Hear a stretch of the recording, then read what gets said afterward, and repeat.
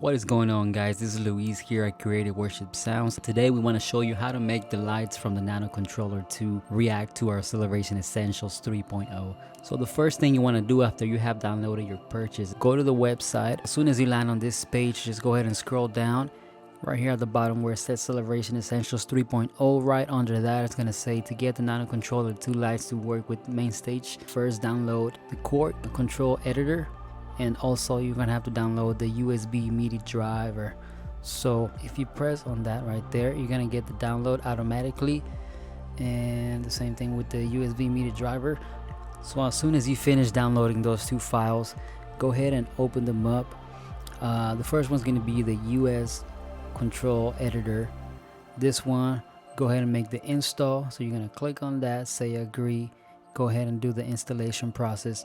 I'm not gonna do it because I already have it installed, but all you have to do is drop this folder into this folder right there, and right after that you're gonna go ahead and click on that application, and it's gonna ask you to do the install. Say yes. Next thing you want to do is update the drive. So from the second folder that you downloaded, you're gonna have two DMG files. The first one's gonna be the drive, and the second one is going to be the plugin for the NanoKontroler2. So go ahead and install both of those. After that, go ahead and open the NanoKontroler editor application. In this case, I already have it here on my desktop, so we're going to go ahead and open that. You're going to get to this screen here, and if your NanoKontroler is plugged in into your computer, you're going to see it appear right here. You're going to say okay, and you're going to get to this screen here. So the next thing you want to do is make the changes so that this can communicate with MainStage the way we have it set it up. So we have made changes to where this is going to work and make the changes in MainStage. From the download that you got from the website, you should have gotten a folder that said NanoKontrol items. So you're going to open that folder, and it's going to look like this. The first is going to be a PNG image from what the new skin is going to look like for our NanoKontrol for Celebration Essentials, and this is for reference so you can see what it does and how it's going to be mapped. Now the second folder is going to be the scene for our Celebration Essentials 3.0. So now what you want to do is in your Korg control editor, go to file and go to open. Now it's going to ask you if you want to save the changes. Obviously you haven't made any changes, so you can say no unless you have something pre-mapped here to another concert. Then go ahead and make the changes and name it as you want. If you have nothing mapped to this, then go ahead and say no. And now you're gonna go to the folder you got from us, look into the NanoKontroler2 items folder, and then select the scene, the one that says ce3.nktrl2.data. So that's the one you're gonna open, and then it's gonna load our settings. Now what you want to do is go to communication and press on write scene data.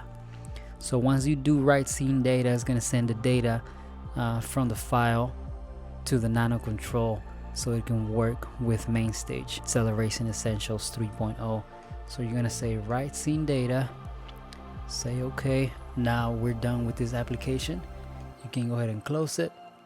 There's no more need for that. Now you can go to MainStage and open our preset Celebration Essentials 3.0. Start going through the patches. As you can see right here, this control right here changes the patches up and down, and you can see the lights moving and holding the changes that are already being pre-assigned and set per patch. The only thing that it will not light up when you press it is going to be the drone tools. The drone tools are set on drum pads in the concert. So this is the on and off button for the drum tools. You can see it on the screen where it's lighting on and off, but these are going to be assigned for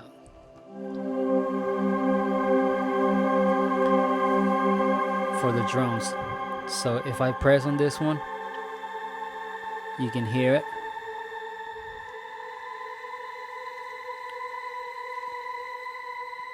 they just won't light up. That's the only thing that will not light up. It's gonna be the drone tools.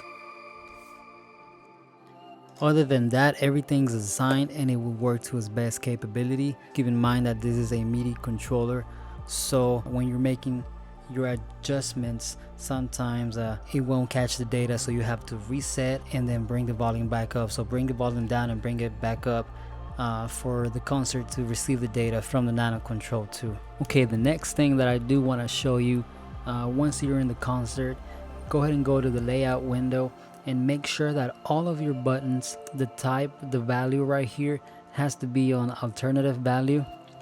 For the exception of the playback buttons, all the playback buttons, those have to be on press and release, and the tap tempo button is gonna have to be on press and release as well, for the tap tempo to function the way it should work. For the drone tools, those are already preset with their own value, so you don't have nothing to change on these ones. Okay, so that would be it for this tutorial. Thank you for watching. Don't forget to subscribe to our YouTube channel to stay up to date with the new patches and all the content that we are coming out with. Thank you and have a great day.